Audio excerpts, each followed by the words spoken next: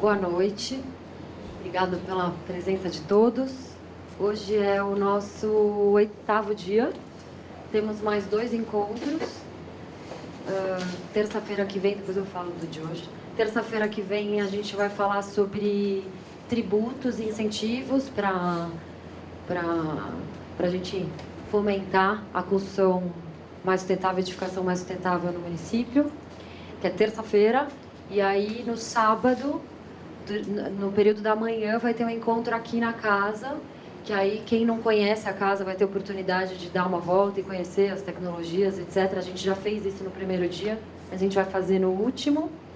E vai ter um jogo, nós vamos jogar um jogo de sustentabilidade que faz a gente abrir um pouco a cabeça e entender como é a sustentabilidade no dia a dia, ganha, ganha, ganha, e como ter esse pensamento, a chavinha virada para pensar no coletivo e no todo. Que é o jogo da Fundação Espaço Eco. Chama como? Cidades Sustentáveis. Que tem bem a ver com o que a gente está tratando aqui, nosso ciclo, que é falar da edificação mais sustentável, quais são os desafios e como que é isso no contexto da cidade também, né? Que também não adianta ter um edifício isolado se a gente não pensa no contexto urbano, planejamento urbano. E hoje a gente vai falar sobre paisagismo e tecnologias verdes, com foco em sustentabilidade. E está aqui a Camila Vicari, que vai mediar, é arquiteta paisagista. Está aqui a Gica Messiara, da Quadro Vivo, é uma empresa focada para paisagismo e sustentabilidade, ela vai contar mais dela. Está aqui João Feijó, da AT Verde, representando uma associação dessa área. E agradeço a presença de vocês. Vou passar a palavra para a Camila fazer a mediação e uma introdução para a gente. Obrigada. Obrigada pelo convite. Obrigada a todos também pela presença. E o que eu tenho para falar antes, eu acho que é bem rapidinho. Na verdade, eu acho que no paisagismo, a gente, com esse aquecimento do mercado imobiliário e com toda essa preocupação crescente de preservação ambiental e de tudo, a gente fala muito em espécies nativas, né? Quando a gente está trabalhando, como eu, que atuo em projetos. Espécies nativas porque, teoricamente, a espécie é mais adaptada ao clima, ao tempo, à umidade do ar, ao solo, a tudo, e requeriria de menos energias, menos água, menos adubo, menos herbicida, menos mão de obra, menos reposição de plantas. Só que eu acho que a tecnologia vem mostrando para a gente que tem mais coisas que a gente pode fazer, tem mais coisas que a gente pode fazer na escala de um edifício, na escala de uma residência. E eu acho que os palestrantes de hoje foram ótimos e bem escolhidos para mostrar justamente que, de repente, um paisagismo numa parede, ele pode dar uma melhoria de temperatura num ambiente. Num teto verde, você consegue captar água de chuva e reutilizar água de chuva, melhora conforto ambiental, melhora conforto térmico, acústico dentro de uma edificação. E, por último, os pisos drenantes também, que me vem à cabeça rápido, que eu acho que a gente ajudaria a prevenir enchentes na cidade. A cidade é tão impermeabilizada e, enfim, se a gente conseguisse captar mais essa água e usar isso de outra forma. Então, eu acho que o link para falar, né, quando fala de paisagismo, e no fim nós estamos aqui, nós não vamos falar exatamente do projeto de paisagismo, nós vamos falar dessas tecnologias que permitem esse paisagismo usar esses recursos visando sustentabilidade. Então, primeiro eu vou chamar a Gica, depois vem a João. Obrigada. Como é que... Boa noite.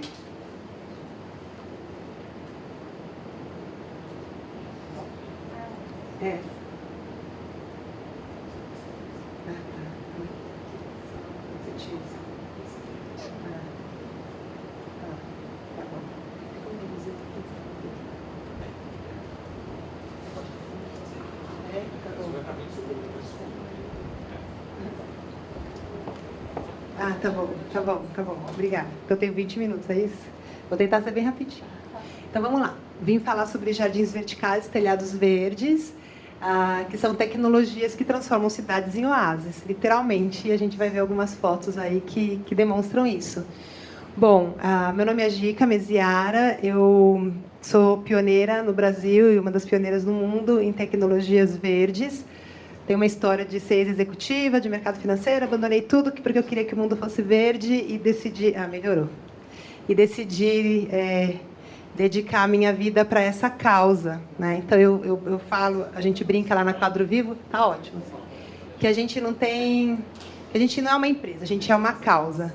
Tá bom. Que a gente é uma causa, né? Que a gente se dedica a transformar cidades em oásis realmente. E isso é muito legal. Eu não estou conseguindo mudar aqui, porque a gente se imbui, isso gera uma força entre as pessoas que estão ali, né? De falar, não, a gente não é funcionário, a gente faz parte de uma causa, de uma ideia, a gente defende isso. E isso gera uma união e uma força muito grande entre nós, né? Então, essa é uma imagem da nossa sede, com os jardins verticais. A gente tem lá 700 metros de jardins verticais e telhados verdes, né? Então, além do fator estético, que para a gente é muito importante, porque o primeiro desafio que a gente teve na Quadro foi fazer as pessoas olharem para as plantas. O mercado de paisagismo era inexpressivo no Brasil, não tinha números. Eu venho do mercado financeiro, então eu olhei para isso antes de vir. Era um mercado que não tinha números, era um mercado totalmente inexpressivo, muito desorganizado. E aí vem uma pessoa do mercado financeiro com uma visão bem maluca da história e começa a fazer algumas coisas, patentear a tecnologia, e a coisa começa a aparecer, mas o primeiro desafio era fazer o brasileiro gostar e querer as plantas. Então, a gente tirou partido da arte, né? Então, eu tive a ideia estratégica de levar as plantas ao status de arte. Deu super certo, as pessoas começaram a olhar para as plantas. Na última pesquisa da revista Casa Cláudia, se não me engano, de 60 anos da revista, eles fizeram uma pesquisa para o brasileiro, o que você quer para morar, e o primeiro lugar foi jardim. Então, o mercado vem crescendo 15% ao ano, é um mercado que está se tornando expressivo, e eu acho que isso é muito bom. Bom, além da parte estética, um jardim urbano, seja ele vertical ou telhados verdes, ou qualquer pedaço de terra que você possa plantar, eles trazem inúmeros benefícios para uma cidade. Então, a redução da poluição do ar, que é notório, e hoje a gente acabou de lançar uma tecnologia que potencializa essa capacidade de depuração do ar, baseada em estudos da NASA. A gente vai falar rapidinho daqui a pouco. Redução da poluição visual, né? Então, a gente, em vez de ter um muro pichado, você tem plantas que ninguém picha e ninguém ataca. A gente tem experiências de várias fachadas que a gente fez e ninguém ataca as plantas, é incrível. A redução da poluição sonora, porque as plantas funcionam como um revestimento acústico, né? Redução do consumo de energia, como a Camila explicou agora há pouco. Desempenha a função de isolante térmico, então as cidades serão mais frescas, né? A gente vai ter menos problema de tanto calor, ar-condicionado, e também isso está ligado à energia. Enriquece a biodiversidade urbana, a gente gera abrigo para os pássaros, para as joaninhas, para as borboletas, abrigo, comida, para as minhoquinhas. Fiquei tão feliz que outro dia eu fui lá no meu telhado verde, tinha um monte de minhoquinha. Eu achei aquilo muito legal. E tatuzinho, que eu não via há muitos anos. Então, isso tudo é muito importante, né? Porque faz parte da teia da vida. E a cidade estava muito isolada. Estimula a saúde das pessoas, então também tem pesquisas que comprovam isso. Deixa o ambiente mais verde, consequentemente agradável, que gera menos violência. Então, existem pesquisas da ONU que colocam que cidades verdes têm menores índices, tem uma correlação entre o índice de violência. Cidades mais arborizadas e com mais área verde são menos violentas. Então, que eu acho que isso, para a nossa cidade, então, seria uma dádiva. Os efeitos positivos sobre as pessoas, a melhora do ânimo, estimula o bem-estar, estimula estar outdoor, estar na rua, a passear, né? Reduz o estresse, consequentemente. As plantas reduzem o absenteísmo laboral, ou seja, nas empresas existe o aumento de produtividade comprovado pela Universidade de Vancouver e depois por outras universidades, aumento de até 12% da população. Da produção dos trabalhadores quando os ambientes possuem verde, né, possuem plantas. Reduz significativamente os gastos públicos com saúde. Então, o SUS, hoje, um dos maiores gastos do SUS é com a saúde em questão, a parte respiratória, principalmente quando o ar está muito seco. Então, a parte respiratória que consome boa parte da renda da verba destinada ao SUS. Então, isso a gente pode reduzir drasticamente adotando mais verde, preenchendo as cidades de verde, né? Gera abrigo e alimento para a fauna, como eu já disse, melhora a umidade relativa do ar, o que também melhora a saúde, ou seja, contribui para que a cidade seja mais bonita e atraente. Então, a gente vai ter menos êxodo urbano, né? As pessoas vão ter mais vontade de ficar aqui, porque não é legal que elas vão para que elas tenham, todo mundo saia da cidade e vai morar no campo, porque daí o campo não vai virar campo, vai virar cidade, e isso vai ser ruim. e gera impactos positivos na economia. Então, hoje, até é bonitinho, os produtores de samambaia, outro dia me fizeram uma homenagem, falaram, usa a samambaia, porque depois que você botou a samambaia de moda de novo, a gente começou a ganhar dinheiro, porque a samambaia estava esquecida, e eu comecei a usar como homenagem, porque é uma das primeiras plantas, né? Depois que as plantas saíram da água, primeiro tiveram os musgos, as samambaias e as cavalinhas, então é um DNA muito antigo, né? Então é muito importante a samambaia, né? Então, isso acabou gera movimento na economia, gera impacto positivo numa parte da economia que tinha muita pobreza. Os produtores de plantas tinham uma situação muito... A gente visitava o CEAS, a gente via, né? E hoje a gente já vê uma prosperidade maior também fluindo para essas pessoas. Então, tudo isso é muito positivo. Fora que não está aí, que também ajuda a captar a água das chuvas e ajuda a não ter tantas enchentes na cidade, né? Mesmo os jardins verticais, mesmo os telhados verdes, né? Então, isso é muito importante. Então, isso aqui é um pedacinho do que a gente acredita que é possível fazer na cidade inteira, porque tecnologia já tem, o custo já está caindo, a gente precisa só alcançar mais escala para que o custo caia ainda mais e isso fique cada vez mais acessível. Eu consegui realizar esse ano um sonho de muitos anos, porque todo mundo falava, a Gica é elitista, só trabalha para milionário. Mal sabem as pessoas que eu nasci na periferia e que eu tenho um compromisso muito grande com as pessoas mais simples e mais pobres. Mas, infelizmente, quando você desenvolve uma tecnologia, você começa vendendo para poucos, né? Até porque existe uma parte de desenvolvimento e tal. Mas eu estou muito feliz porque a gente conseguiu, esse ano, lançar uma linha de Faça Você Mesmo. A gente desenvolveu muito bem a tecnologia, que é uma tecnologia hoje que é reconhecida internacionalmente, é a única empresa do país que tem patentes concedidas na Europa, no Japão, Estados Unidos, e a gente já está exportando para vários países, principalmente na Europa, que estão levando a tecnologia do Brasil para lá. Então, isso é muito orgulho para a gente que é brasileiro, porque é a nossa marca que está lá fora, e para nós mulheres, porque foi uma tecnologia feminina. Então, desculpe homens, mas eu fico orgulhosa disso. Apesar de que muitos homens me ajudaram nesse processo. Mas, então, a gente conseguiu chegar a um ponto de falar, pessoas, olha, está aqui, façam agora. E a gente fez isso voltado para os paisagistas, para os profissionais.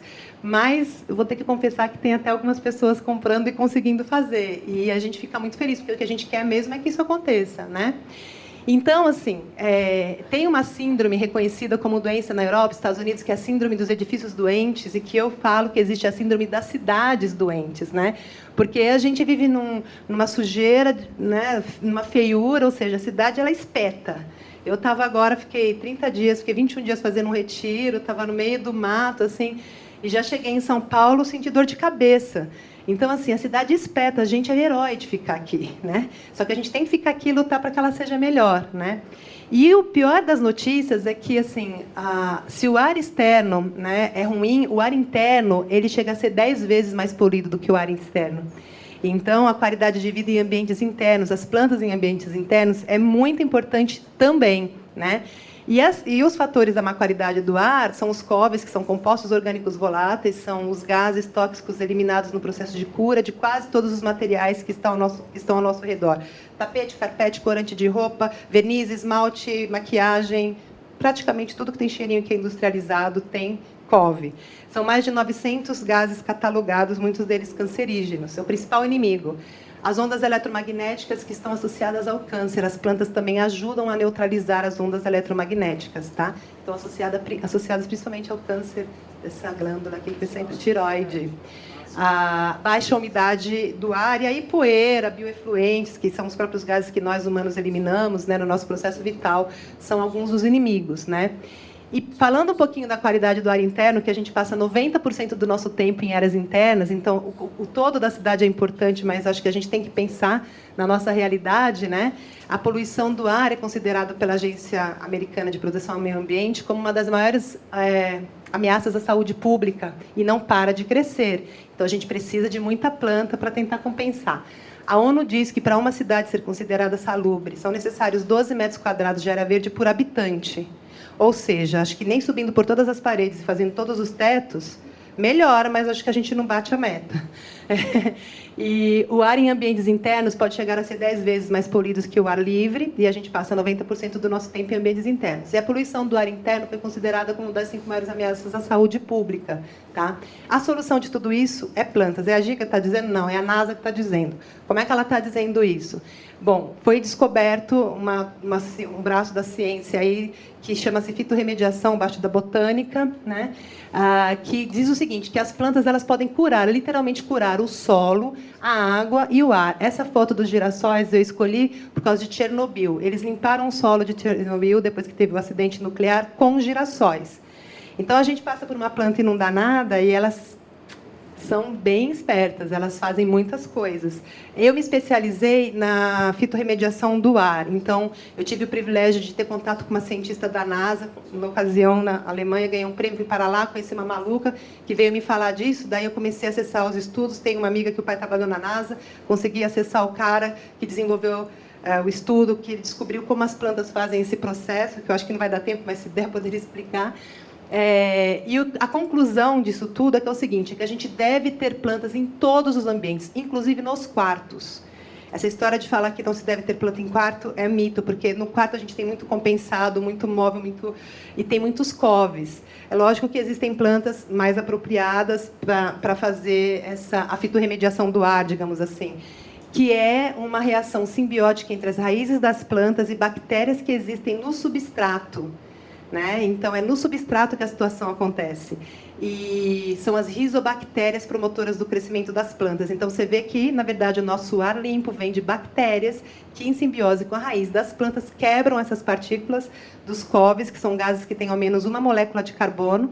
Aí isso vira fonte de recurso, de alimento para ela, e para a bactéria, e para a planta. A planta fica com a parte orgânica, e a bactéria degrada o restante e absorve o restante. Então, olha que maravilha, olha como é que a coisa funciona, né? Como é que Deus é maravilhoso. E a gente pode, hoje, corrigir ambientes insalubres para desfrutar de todos os benefícios que as plantas nos ofertam. O que é ambiente insalubre? Falta de iluminação, falta de ventilação. Então, a gente tem um case que a gente instalou, um jardim maravilhoso numa boate que tinha um ambiente de caverna. Então, se não tem luz, se não tem ar, dá para pôr planta e a gente corrige, cria um ambiente artificialmente para ter planta, para a gente gozar dos benefícios, né? O ideal, lógico, é projetar espaços que privilegiem as plantas. Quando a gente vai fazer um projeto, um arquiteto, que ele possa já destinar os espaços, principalmente nas áreas internas, que é mais difícil, né? Então, privilegiar a luz natural, privilegiar a circulação de ar. Então, isso é muito importante, né? E o investimento, a gente percebe que o investimento é realizado para promover o verde nas nossas vidas, ele é muito pequeno se a gente considerar os benefícios que as plantas nos trazem. Seja na área externa, seja na área interna, e sem falar que é muito um ato de generosidade. Um jardim, ele não só floresce o seu quintal, o seu espaço, ele floresce a sua alma, né? E o ar que ele limpa, assim como uma fábrica que polui, joga o ar no ar, joga a poluição no ar e todo mundo do planeta pode respirar aquilo, porque aquilo vai para as correntes e tal. O ar que um jardim limpa também é compartilhado. Então, eu garanto que a gente vai ganhar um monte de pontinho no céu quando a gente faz um jardim. Fora que a gente fica muito melhor como ser humano, porque é uma lição de humildade, de beleza e de entender Deus ali, que é soberbo, né? É maravilhoso, é algo que realmente encanta, né? Aqui eu botei essa foto porque ela é bem emblemática do nosso trabalho, que é o restaurante K.A., que assim, é um case, ganhou todos os concursos de arquitetura aí pelo mundo. É uma obra do Arthur Casas, que muito humildemente fala que tem que dividir esses prêmios comigo, porque ele fala, Gica, acho que o jardim foi o ponto alto. E no K.A., para vocês terem uma ideia da questão da sonorização, eles tinham um orçamento de quase R$1 milhão para fazer a acústica do restaurante, porque é um restaurante gigantesco e é um caixote com paredes por todos os lados. Eles não gastaram nada. Se vocês forem ao K.A. e colocarem a mão embaixo da mesa, nem aquelas espuminhas que eles costumam usar em restaurantes para abafar o som existe. E quem for lá vai comprovar. E a acústica do restaurante é perfeita. E tudo isso graças às plantas. Além disso, eles tinham uma previsão de gastar tantos BTUs lá de ar-condicionado que não chega nem perto da metade. Tá? E isso tudo com comprovação do engenheiro da obra, que me escreveu uma carta e tudo falando. Então, assim, realmente, é muito fantástico. Tem gente que chega no caso, às vezes a hostess me liga, as pessoas começam a chorar, porque é impactante. Não sei se alguém aqui já foi. É um lugar impactante, porque é uma portinha de nada, de repente você abre aquela coisa, imensidão. Então, eu acho que dá uma esperança para a gente, né?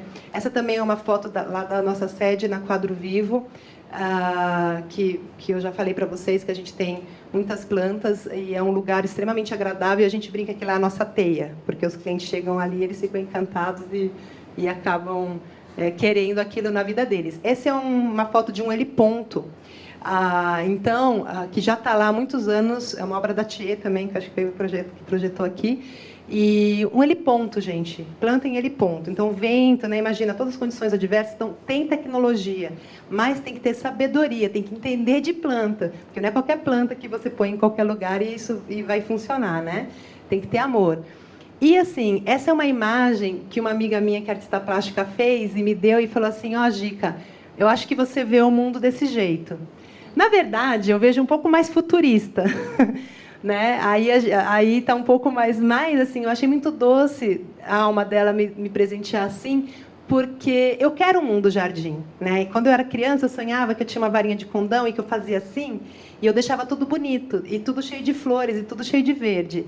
E hoje, essa varinha de condão são todas as pessoas que batalharam junto comigo para a gente construir todas essas tecnologias de telhados verdes, de jardins verticais, e cada vez mais, e agora a gente está lançando um site que a gente percebia o seguinte, que muitos paisagistas, por mais que entendessem de planta, tinham um pouco de insegurança de receitar plantas para jardim vertical, por ser uma tecnologia diferente e tal.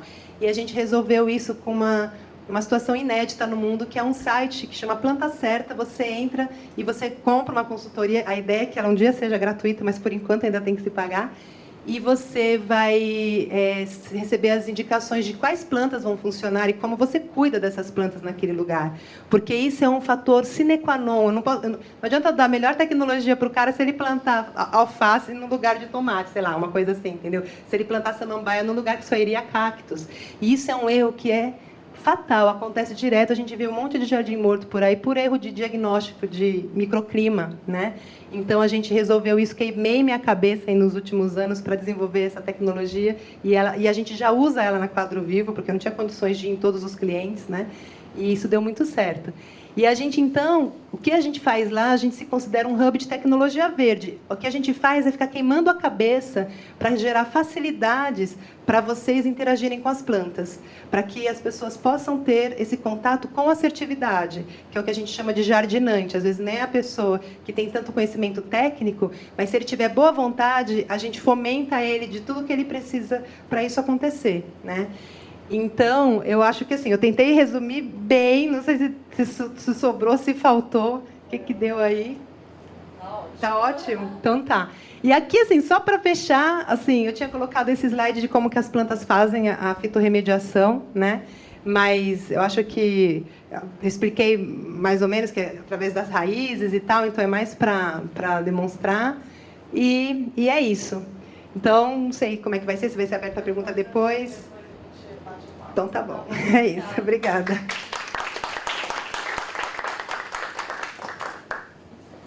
Agora, então, o João, por favor.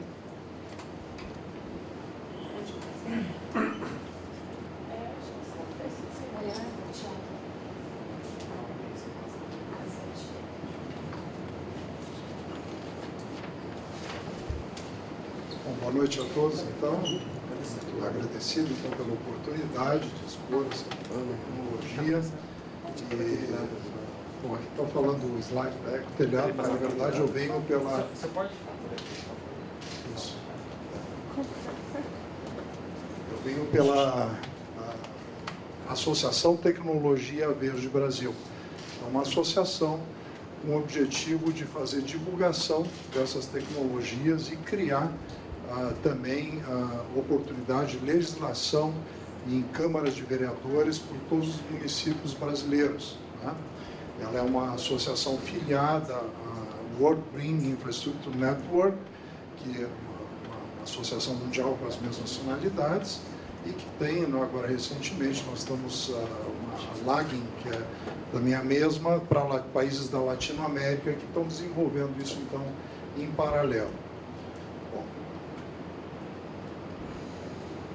Aqui tem uma ideia também, nós basicamente trabalhamos com todas essas tecnologias, então as paredes verdes, com os telhados verdes, trabalhamos com a tecnologia de brise vegetal, que é a mesma coisa que uma parede verde, só que adaptada para um edifício inteiro. Tá? E, bom, gostaria de iniciar mostrando o que nós temos hoje com o nosso sistema tradicional. Então, basicamente, tem aqui, pode ficar um pouco chocante o slide, né? Mas é a nossa realidade. São telhados que são impermeabilizados, pavimentos impermeabilizados, nós temos muito pouca vegetação em todos os lugares, e isso é o que ocasiona também muito grande parte, acredito, das doenças que nós temos relacionadas, que a Gica muito bem colocou. Mas o que eu queria observar aqui mais pontualmente é a questão da água. Tu tens a chuva, que é uma dádiva, cai, né? E nós o que fazemos? Rapidamente escoamos isso aí para o pluvial e chega, quando ele chega no rio, ele já chega totalmente poluído, uma água que chega cheia de carga. Antigamente, né, quando era tudo vegetado, era uma mata isso aqui, então essa água chegava ao subsolo através, depois de haver uma infiltração, então chegava aquela água cristalina, pura, e hoje não tem tempo. Como existe o escoamento superficial, tudo vai na forma de lixo. O pessoal até se dá uma chuvarada, o pessoal como limpou a cidade, que ficou limpo. E foi tudo no rio, e isso aí facilmente a gente constatar essa questão. Então esse é o sistema tradicional que nós temos e que ocasiona esses problemas de fim de tudo. Bom, nos últimos 10 anos, então, nós temos nos dedicado, como empresa e também na parte da associação, a preconizar o uso de telhados verdes, de paredes verdes, de infraestrutura verde, jardins, defender parques e coisas desse tipo. Né? Mas isso, nesse ponto eu quero colocar, que ele não resolve essa questão da linearidade da água. Qual é a linearidade? Nós temos a água que é captada no município, em outros municípios, vem para São Paulo, né, no caso, para dar o exemplo da cidade, porque na verdade a realidade não é diferente em todos os lugares do mundo, mas a água vem de longe, a um custo muito alto, um custo energético, porque ela tem um custo inclusive de manutenção, de tubulação, então de longe chega a água, nós utilizamos ela aqui, depositamos as nossas contribuições e ela sai e é também para longe levada, a custa também de bastante tubulação, e chega lá no final de uma ETE, onde, via de regra, né, salvo assim poucas exceções, ela vai também para o rio, esse produto, também contaminando, porque ela não consegue, o problema é tão grande lá no final de tudo, que tu não tem como resolver. Eu quero colocar aqui é que nós temos um grande problema. A Gica colocou muito bem todos os benefícios, não vou me deter, porque em seguida eu ia colocar, mas eu já vou cortar um pouquinho disso, porque ela colocou muito bem todos os benefícios que tem telhados verdes, paredes verdes e a vegetação na cidade. Só que nós não estamos preparados, porque esses telhados, a vegetação aqui em São Paulo, aqui era vegetação de Mata Atlântica, né? E ela tínhamos com raízes profundas e que consegue captar água. Só que em cima de telhados, em paredes, na nossa superfície agora que está completamente impermeabilizada, em uma laje, tu não tens a possibilidade de armazenar água. Tá? Então tu continua sendo dependente da água potável para irrigação. E esse é o ponto, né, que eu digo assim, que se nós tivermos a conclusão que eu chego, depois de ter trabalhado 10 anos, o principal problema, quando dá problema em parede verde ou telhado verde, muitas vezes ele está associado à falta de água. Faltou água, passou uma semana, 2 e morreu, ficou feio, tem que ser recuperado. E se nós tivermos que fazer isso com água potável da cidade, vamos levar a ideia que nós queremos duplicar a quantidade, vamos supor que nós vamos propor isso aí como uma solução, né, como realmente nós queremos. Né, é inviável, completamente inviável, porque isso vai ter um ônus muito grande pela carga de água que nós temos na cidade. Tá? Bom, para isso, Então, a solução seria, e que nós preconizamos tanto na associação, aqui está com o Ecotelhado, que foi desenvolvedor desse sistema integrado, Ecotelhado, Ecoesgoto, né, que é uma tecnologia nova no mundo inteiro. Nenhuma parte do mundo se vamos dizer, adotou, né, vamos dizer, um sistema específico desses aí, que seria de reutilizar completamente. Olha, eu não estou falando só na água de chuva, que é contemplado. Então, nós adotamos esse telhado com lajes cisternas, que tem um depósito de água de cerca de 18 centímetros, são 180 litros por metro quadrado, que vão fazer um amortecimento de água de chuva. Algumas coisas aqui são, inclusive, previstas em legislação, que é o caso das piscininhas. Isso aqui vai fazer também o papel da piscininha. Ele faz a amortização de água de chuva, evitando que tu tenha a necessidade de colocar isso lá embaixo. Nós temos, então, aqui toda a água negra, águas cinzas, água de cozinha, inclusive caixa de gordura, etc., e que vão para o verme filtro, que é um filtro de minhocas. Né? Por que as minhocas? A minhoca, ela digere rapidamente toda a parte sólida. O que iria, se isso aqui fosse uma fossa séptica, isso iria para uma espécie de um sopão, e onde ele é digerido de forma anaeróbica, porque ele fica saturado, a água, então não existe ar, é anaeróbico. O anaeróbico, predominantemente, ele gera o gás metano, porque as bactérias anaeróbicas geram gás metano. Esse aqui não. Ele tem um depósito de água aqui embaixo, isso aqui é uma peneira, né, que passa, isso aqui onde é a casa, onde as minhocas ficam ali, né, material plástico. Isso não foi desenvolvido por nós, a ideia básica veio de um médico chileno, que é José Torra, que já faleceu, e o sistema, então, passou desde há 15, 20 anos atrás a ser espalhado pelo mundo inteiro. Então, nós, na verdade, desenvolvemos um sistema que substitui serragem, que era a base que ele tinha, por um material plástico muito mais poroso, né, com muito mais quantidade de ar. É o que as minhocas... Então, nós aqui vamos dar o melhor ambiente possível para a minhoca, aeróbico, com bastante oxigenação, com excesso, bastante comida, e onde elas podem se desenvolver. E a rapidez, isso aqui tem uma eficiência, que depois nós vamos ver, de até 90% retirada de DBO. Depois o material chega também por um sistema similar do que esse, só que agora ele é todo revestido com plantas, né? Mais ou menos imitando o que seria, o que nós chamamos da torre verde, a continuação da limpeza do processo. Como nós temos aqui um bombeamento, existe uma boia que regula aqui o sistema pode ser adaptado tanto para edifício, aqui está uma casa, né? Mas pode ser um edifício, pode ser uma indústria, pode ser de qualquer tamanho. Bom, a água chega, então, aqui nessa parte de cima e vem para onde? Para a laje cisterna, onde vai se somar junto com a água de chuva, e nós temos aqui o mais beneficiamento através do que nós chamamos de wetland. Então, o nosso sistema ele difere de todos os outros sistemas. Ele não usa substrato, nós não usamos terra, porque nós temos uma estrutura de concreto lá em cima que sai cara. Se nós tivermos que usar alguma coisa, ou recolher alguma coisa, o mais importante é a água. Então, ele é basicamente um sistema de hidroponia. Tá? Bom, então, em linhas gerais, ele substitui o uso da fossa séptica, enfim, substitui também a rede pluvial. Nós não podemos nos desligar o nosso prédio da rede pluvial da rua, né? O cloacal a mesma coisa, adeus, muito obrigado, não quero, entende?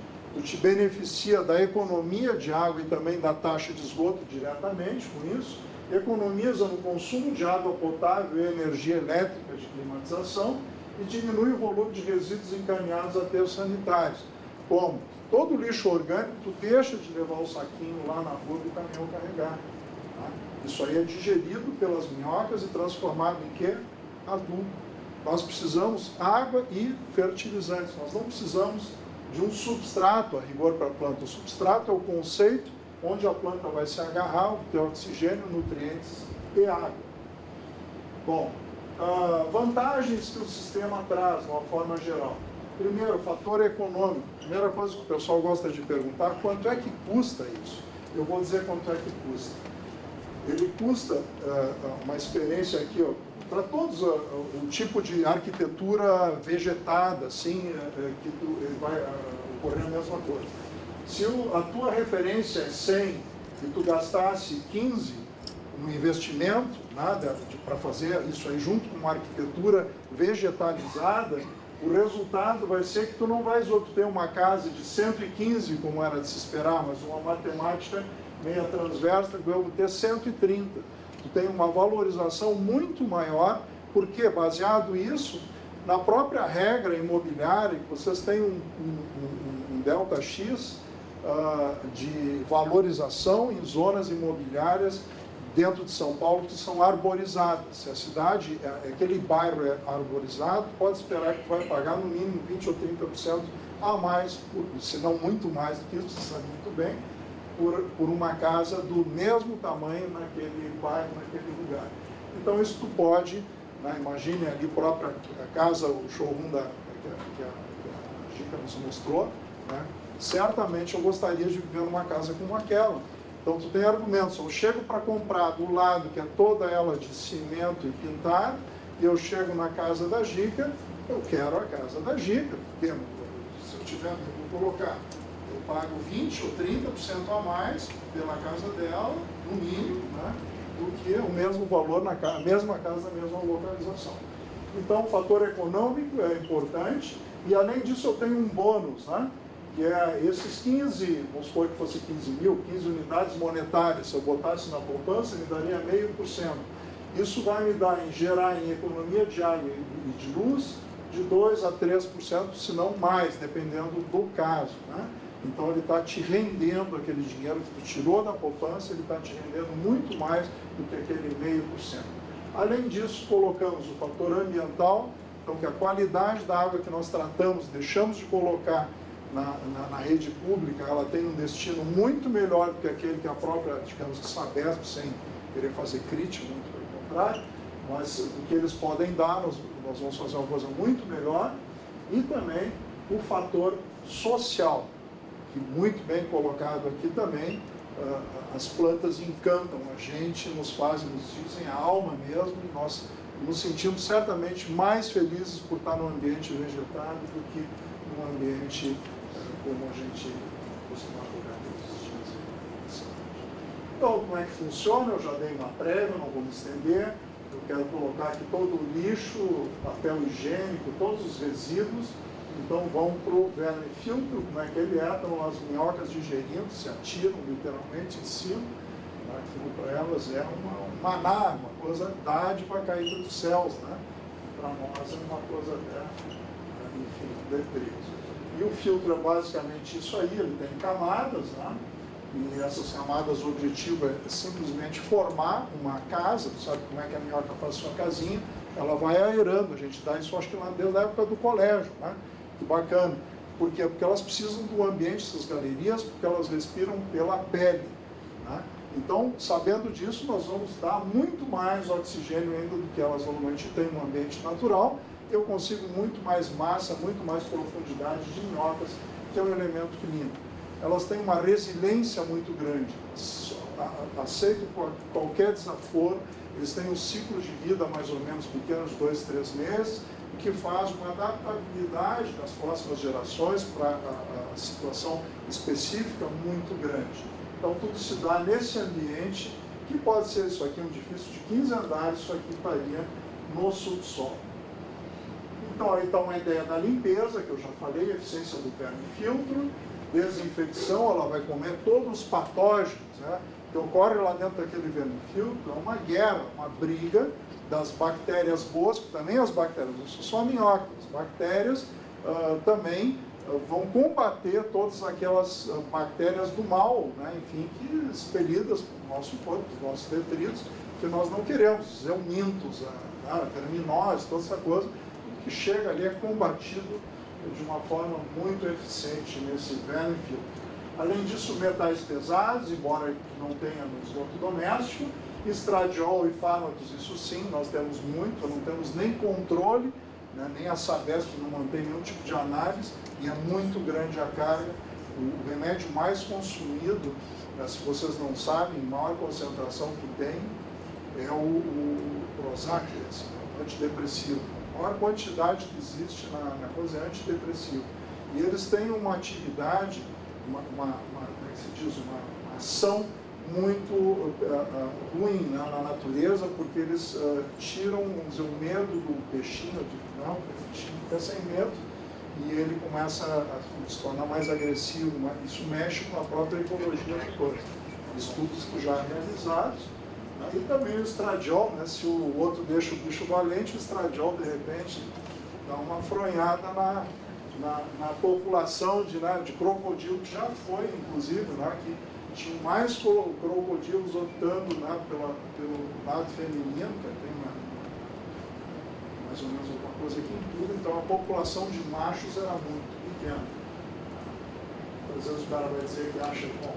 Enfim, substâncias químicas em geral, né? E bom, depois de tudo ele vai para essa fase do laminar. Passou então pelo verme filtro, passou pela torre verde, e aqui no laminar ele tem mais, que também qual é o objetivo desse sistema laminar, eu vou colocar aqui mais adiante, ó, aqui em cima do edifício. Então tudo isso aqui é uma lâmina de água em cima daquela laje, e que é justamente o que? A tua cisterna. Né? Nós também fazemos a captação da água da chuva.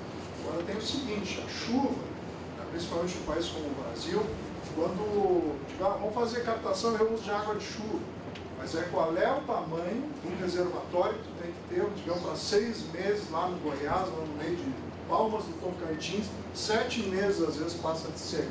Como é que tu vai encarar isso? Tá? Então, a água da chuva é muito boa, mas só quanto mais precisa dela tu não tem. Tá? Bom, nós desenvolvemos esse sistema, basicamente é um piso elevado, né? Em cima desse piso elevado embaixo tem água, e as plantas pegam essa água embaixo por capilaridade e a própria raiz que fica ali imersa. Né? Aliás, que é o que ocorre em todos os lugares onde tu tem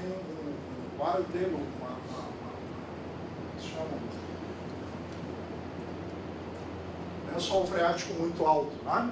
Elas estão, as plantas, acostumadas, então as raízes entram aqui e vão ver como é que ocorre. Né? É assim, aqui tu já tem com argila expandida sobre aqueles cones. Então aqui tu colocasse o mínimo possível de substrato. Se tu tirares a água, o peso literalmente fica ali em 10, 20%. 80% é peso de água. Claro, as plantas depois crescendo vão colocando. E aqui estão as plantas, vamos dizer, em imersão. Quem é que faz a limpeza? Que bonito, então só a planta faz a limpeza, as raízes fazem. Não, não são as plantas. As plantas simplesmente vão pegar o oxigênio e levar a nível da raiz, né? E ali as bactérias são realmente quem vai continuar essa parte da limpeza.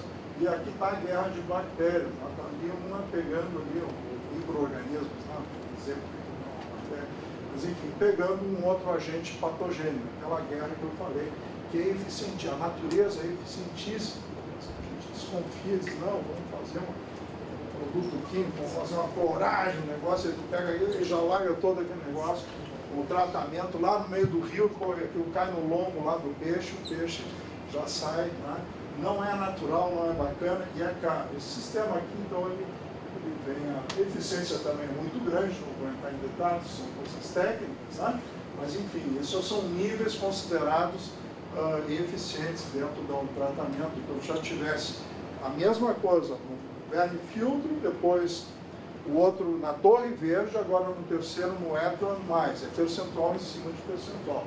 Então vocês podem imaginar que essa água no final da história vai sair muito limpa. Tá?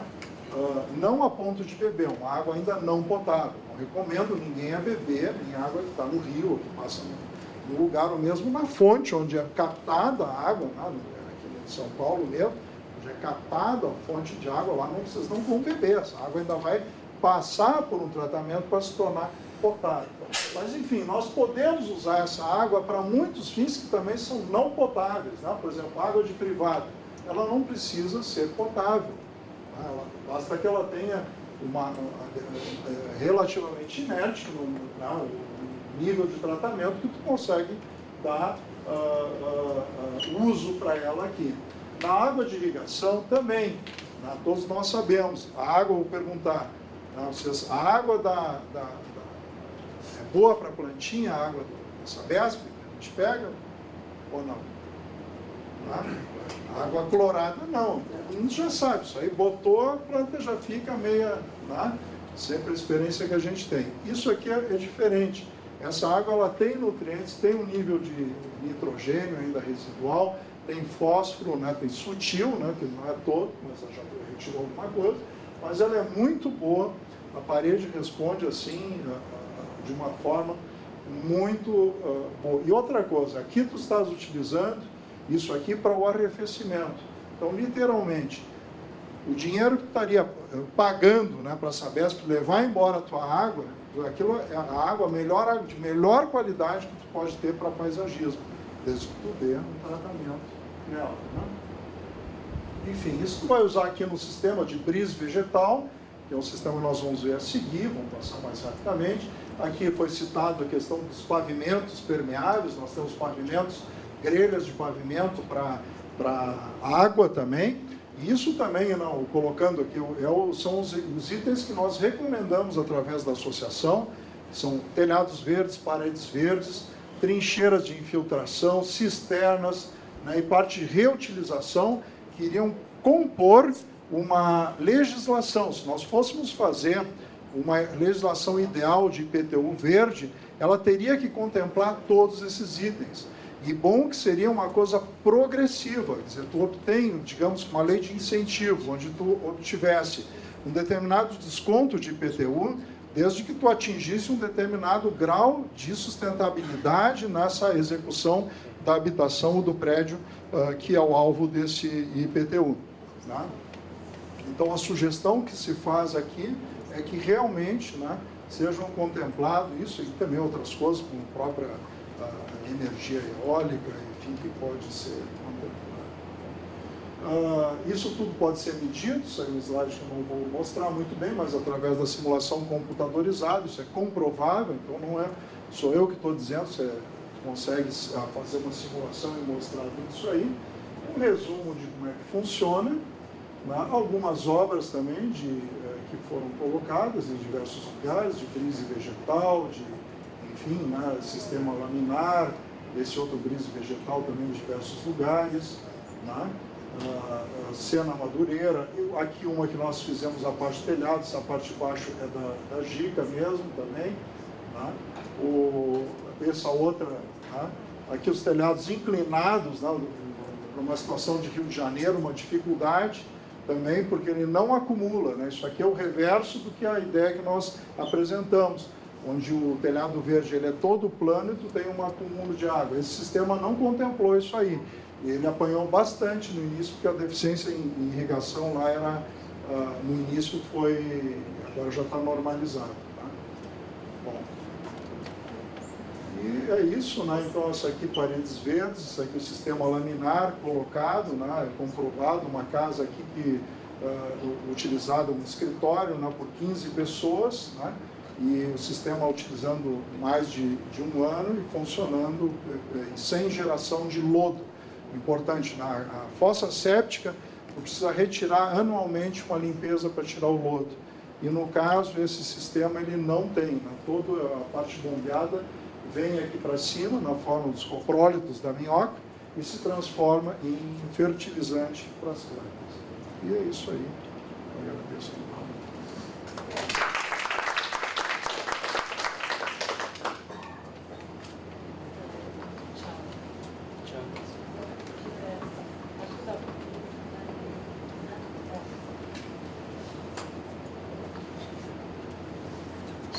Para os debates, para a nossa conversa, seria legal todos estarem no palco, com você também, para a gente poder conversar um pouquinho.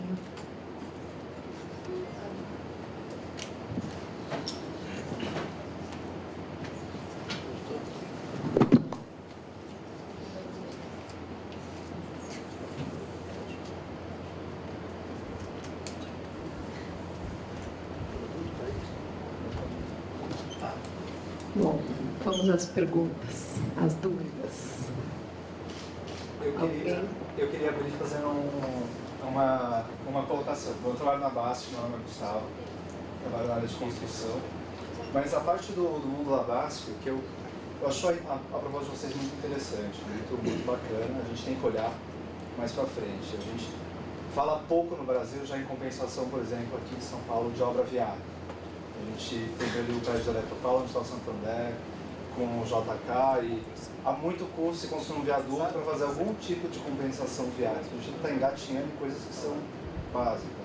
Por que não pensar em grandes obras de infraestrutura, grandes empreendimentos, edifício comercial? Por que você usou uma foto ali do Cidade Jardim que está um pouco desfocada? Grandes empreendimentos residenciais deveriam contemplar, né, telhados verdes, paredes verdes. Isso precisa fazer parte aqui da nossa discussão e ser levado mais adiante. Como que a gente vai compensar isso? Acho que isso é uma outra etapa, mas acho que grandes empreendimentos deveriam contar com isso de início, deveria partir do início. E aí eu estava pensando nisso, estava lembrando, eu estava um ano no Canadá, um ano atrás em Montreal, e tinha uma discussão lá forte sobre a coleta seletiva. O básico eles já fazem há anos. Então separar latinha, vidro de lixo orgânico há anos, com dias selecionados durante a semana. A discussão era que uma vez por semana ia passar a coleta do lixo orgânico, mas não o lixo orgânico normal, já compostado. Então cada um ia ter que ter, no fundo da sua casa, no seu jardim, alguma coisa para compostar o lixo orgânico. Ou utilize isso dentro do seu próprio jardim, ou dar uma outra finalidade para isso. Então, duas coisas que eu queria colocar, mas para a gente pensar, ok, como que a gente precisa evoluir ainda, porque a gente não fala de coisas tão pequenas, o PTU que eu em algumas coisas, obra viária, mas que eu acho que tem a ver com o tema que vocês estão discutindo.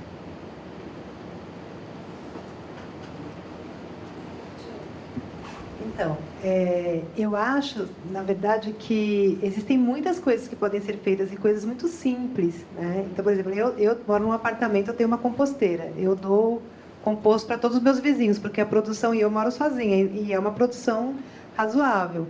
Então, a gente percebe que mesmo em países mais desenvolvidos como o Canadá, algo que parece ser tão básico, né, que é você compostar o lixo, ainda está começando a ser incentivado pela iniciativa pública, né? Eu acho assim que tem um caminho que é muito simples, porque o que eu percebo é uma boa vontade das pessoas. Então, depois que eu coloquei na minha casa, eu tenho 10 amigas que colocaram na casa delas. E ninguém gosta de minhoca, a mulher não gosta de minhoca. Então, eu tenho 500, quando você compra, vem lá dizendo, tem 378 minhocas. Eu fiquei pensando, quem é que conta aquilo, né? Mas, assim, o que eu achei legal foi que de eu fazer, o outro fez, o outro... Então, o que eu estou percebendo, que está me deixando muito feliz, é que está vindo uma consciência. E quando as pessoas percebem a solução, elas se engajam na solução, mesmo que o poder público ainda não esteja engajado, ainda não tenha se despertado, né, que isso é uma mina de votos, né, que é a linguagem que eles vão entender, né, com todo respeito aos políticos. Mas é uma mina de votos. Então, você incentivar situações que favoreçam o meio ambiente, incentivar a população a ter esse tipo de atitude, é algo que vai assim trazer um destaque para a imagem, né, política, que eu acho que eles ainda não perceberam, porque senão acho que já estariam fazendo, porque eu não consigo entender por que não, né? Mas, assim, eu acho que são coisas muito simples, que é essa questão de coleta do lixo, precisa ter um trabalho, porque o lixão é uma coisa horrível, né? E assim, eu acho que isso aqui é uma coisa muito importante que está sendo feita, porque é uma maneira de disseminar consciência, e a gente percebe outros movimentos acontecendo. Está longe ainda do que precisa, e eu não fico esperando só o poder público, então eu tento fazer isso na empresa, com os funcionários, contaminar os amigos, né? Inoculando. Então, o que eu vejo é que cada um é um agente transformador. Mas eu acredito que, muito em breve, o poder público vai se empoderar dessa questão, porque ele vai perceber que isso realmente é uma mina de votos, né? E meio que já está, acho que já tem uma nuvem assim em torno disso. Eu estou percebendo que isso, a gente fez, o João e eu fizemos o Parque Madureira no Rio de Janeiro, que foi o primeiro selo LEED de obra pública. E o prefeito do Rio está com a moral lá em cima, por causa desse parque. Só se fala do Parque Madureira. Eu tive agora, nessas minhas férias, num lugar com pessoas assim, bem interessantes e tal, e as pessoas do Rio de Janeiro, da Zona Sul, do Leblon, indo a Madureira, por causa do Parque Madureira. Então, assim, para você ver como isso tem força, né? A gente tinha feito uma parede lá de 100 metros quadrados, aí o prefeito foi com a primeira-dama e falou, mas como assim? Isso aqui é lindo, por que não fez em tudo? E depois eles abriram uma licitação para a gente fazer, e a gente fez a segunda parte, foram mais de 1.000 metros quadrados de jardim vertical. Então, assim, eles estão começando a perceber. Então, ainda não está com a visão que o Canadá tem, né? E o Brasil tem tudo propício, porque o Canadá, os Estados Unidos, até a Europa, tem um clima que não é tão favorável. A gente era o país da natureza. A gente já degradou quase tudo. Quando eu fiz um mapa do Brasil todo verde na entrada da Casa Cor, não sei se alguém que viu se lembra, aquilo causou, porque aquilo foi no subliminar direto da mente do brasileiro, que a gente se ligou que o nosso país não é mais aquilo. Né?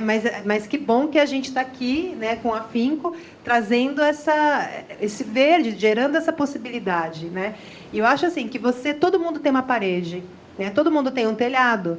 Então, se você e se empoderar da sua comida, do seu ar, porque você pode produzir o que você consome em 2 metros quadrados, usando o seu lixo, fazendo um microsisteminha como esse que o João explicou aqui, dentro de um apartamento. É totalmente viável hoje.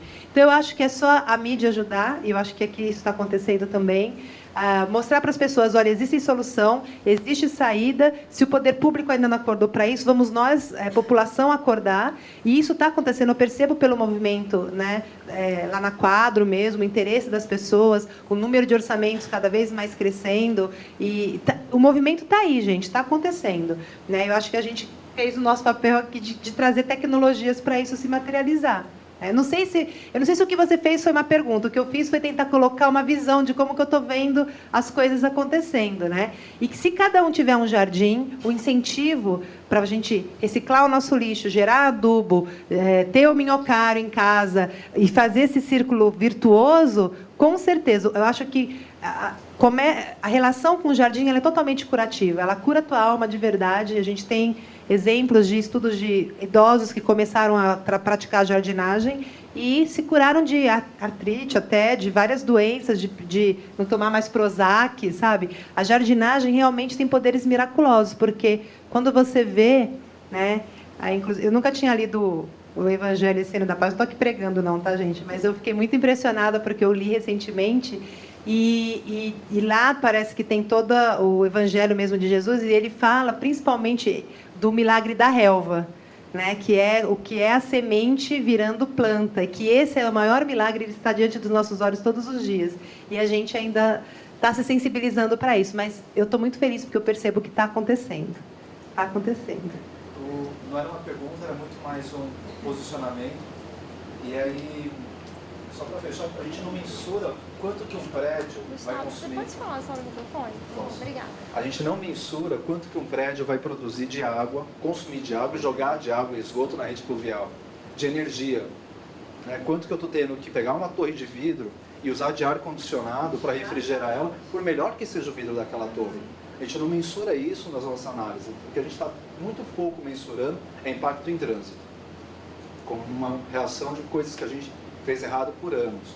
E a gente tem tecnologia, a gente tem chance de coisa barata, não é caro, de você exigir logo no início do empreendimento, porque o empreendimento novo, dentro de qualquer zona, vamos pensar diferente em alguma coisa, que ajude a minimizar o impacto.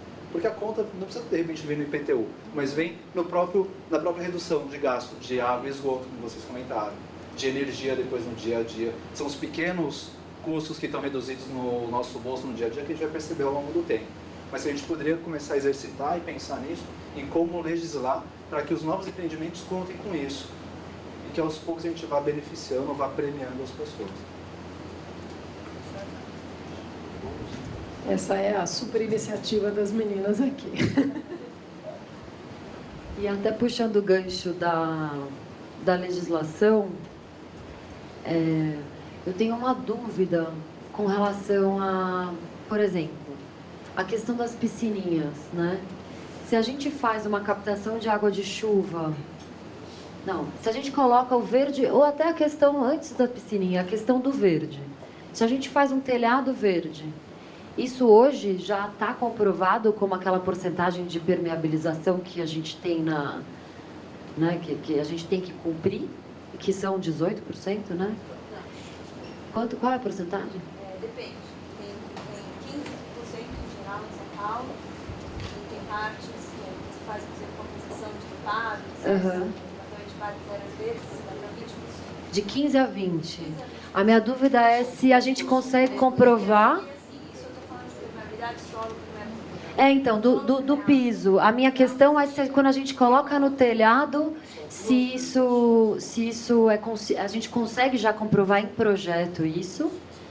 E a minha outra dúvida é com relação à Sabesp. A gente consegue separar, aí acho que é mais para você, a gente consegue separar isso, porque hoje a nossa conta ela vem independente, né? A ida e a volta da água, esgoto.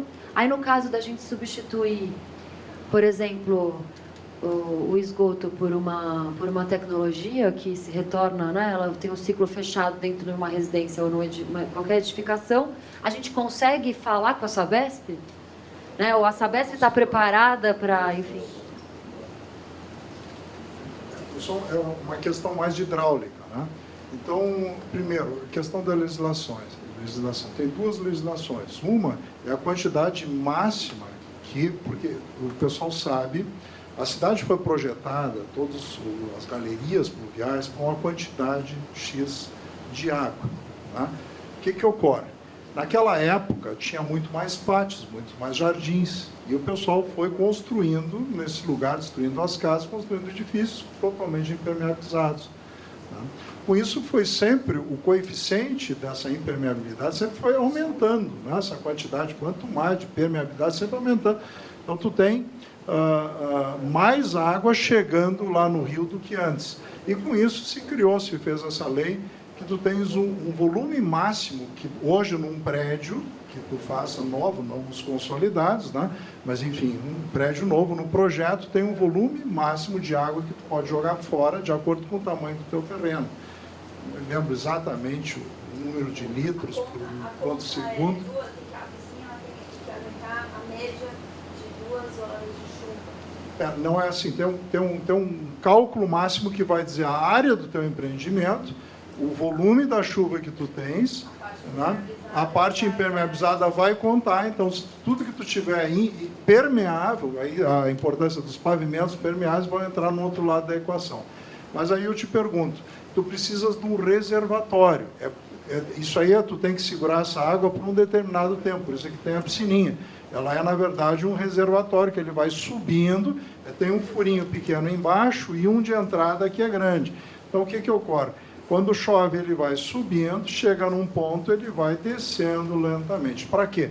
Para que no dia seguinte ela tenha recuperado a capacidade. Isso vai responder a tua outra pergunta, se os telhados verdes são considerados dentro dessa lei como alguma coisa contribuinte. Não, não são. E muito pelo contrário, já se criou até a ideia de que não e que isso é proibido. Agora, não são todos os telhados. Desde que, se o teu telhado, o que eu expus aqui, né, que ele tem uma altura maior, e onde eu tenho, por exemplo, aqui um tubo que me mantém o nível a determinada altura. E aí eu tenho um outro furinho na lateral do tubo, pequenininho, que vai fazer justamente o papel daquele outro que tem a piscininha. Então, quando chove, ele sobe de nível, depois baixa 5 centímetros. Né? E aí ele fica de novo na altura de trabalho. Ele tem de novo, no outro dia, se der uma outra chuva, ele consegue, e ele lentamente ele vai descarregando essa água lá embaixo. Então ele faz o mesmo. Esse tipo de telhado verde é adaptado, vale como amortecimento de água de chuva. O outro não, porque se ele saturou, como ele tem um reservatório só, ele saturou, no outro dia ele não vai ter evaporado essa água, nem consumido, continua com a mesma coisa, chove de novo, ocasiona um problema. Então, a legislação, claro, ela se criou esse tipo de legislação, mas hoje tem que haver novas legislações, tem que pensar tecnicamente muito bem para poder incluir, né? E depois também respondendo ali a questão da legislação sobre telhados verdes. Nós temos aqui um projeto de lei, acredito, dentro da Câmara de Vereadores, se não me engano, da Santa Tadeu, nós já tivemos até algo de debate outras vezes, né? Mas que também ele está assim, um pouco iniciante na coisa. Ele não está considerando todo o avanço da tecnologia que nós já temos nos dias de hoje, que poderia incluir, essa lei, ela deveria incluir, ser muito mais abrangente. Já que tu vai fazer, em primeiro lugar, é válido? Sim, é válido. Por quê? O grande impacto que tu tens é quando tu constrói, né? Tu és responsável pelo impacto ambiental que tu ocasionasse pela impermeabilização daquilo ali. Óbvio que o ônus de compensar isso deveria ser do próprio construtor e no local. Não adianta tu querer compensar essas árvores que tu arrancou lá na Amazônia, sei lá, aqui é que tem o impacto, aqui que tu tem que fazer. Então essa consciência, na verdade, de que já está até na própria Constituição, né? E uma lei seria de obrigatoriedade, no meu entender, seria a mais justa, né? Bom, tu estás gerando impacto, o grande edifício, o grande prédio, tu faz a tua também, como é que se diz? A compensação, né? No local, no ponto. Mas podemos jogar com as leis de obrigatoriedade, no meu entender tem que existir, mas podemos também jogar com outras leis de incentivo, para que as pessoas venham fazer muito mais do que aquilo é a própria obrigação, que é o que nós queremos. Né? E se nós gerarmos as duas, leis de benefício e leis de obrigatoriedade, nós vamos ter, não sei se eu respondi todas as perguntas, É só da Sabesp. A Sabesp, bom, quanto à questão se tu fizeres um sistema de tratamento de água e economia diretamente, porque toda a conta da Sabesp ela é baseada no teu consumo. Uma escola ou um prédio de edifícios, sabe quanto que tu poderia economizar com o sistema integrado? Cerca de 70% do teu consumo de água. No escritório ninguém toma banho, todo mundo, tá? Só... A redução da água, eu já estou vendida. A minha questão, que dá certo, né? A minha questão é, a gente consegue mostrar para essa Sabesp que quando a gente trata o esgoto, a gente consegue... Consegue, porque a conta do esgoto, ela é um percentual, se não me engano, 70% ou 80% do teu consumo. Mas já aconteceu de mudar a conta? É óbvio, ela baixa, porque se tu baixa o consumo, tu baixou 70% do teu consumo, não, tu baixa o teu... Ela é a mesma conta, ela vem esgoto, água e esgoto. Né? Então, quando tu baixou, se tu consumia 100, agora tu consome 30, e no esgoto já está sendo contemplado. Mas a minha questão é, se você não faz nada com relação à captação de água, você só arruma a questão aí tu está gastando, mas aí igual tu estaria sendo beneficiada, porque tu olha que a conta tudo soma e tudo diminui. Então, numa equação dessas, todo o teu gasto, óbvio, em algum lugar tu vai gastar água. Tu reusasse essa água, tu usando na irrigação. Isso quer dizer que, se tu fosse utilizar só água tratada, tu ia gastar o dobro, muito mais de água, né? Então, na equação sempre vai haver redução de conta de água. Na equação do reuso, porque tu está reusando 2, 3 vezes uma mesma água, tu está deixando de comprar ela. Né? Agora, claro, e quanto à questão de padrão de qualidade, também não tem, está perfeitamente dentro da norma, desde que isso seja adequado, tu pode utilizar, tu tem tecnologia suficiente para fazer isso. Então, não existe restrições, nem aqui e nem em São Francisco. Eu apresentei o trabalho em São Francisco e também não existe restrição. Contanto que a tua água tenha um determinado padrão de qualidade em análise, é perfeitamente viável. Isso é importante dizer, porque se criou, né, dentro do higienismo, nós temos toda uma escalada, eu sou mais antiguinho, né, então acompanhou toda aquela parte de medidas, né, justamente a canalização do esgoto, que não tinha, em função das doenças que tinham, né, de recontaminação. Então se criou um fantasma muito grande, só que hoje os tempos são outros. Né? Você está tratando se nós temos água ou não. Tu tem uma fonte de água aqui para São Paulo, uma enorme, numa cidade dessa. Né? Se tu pode adotar uma tecnologia, uma lei, um projeto de lei que venha incentivar o reuso dessa água, o tratamento eficiente disso aí para irrigação, outras, mesmo descarga de sanitário, né? Tu está diminuindo a pressão de água que tu precisa buscar num manancial muito longe. Qual a quantidade de energia que tu usa?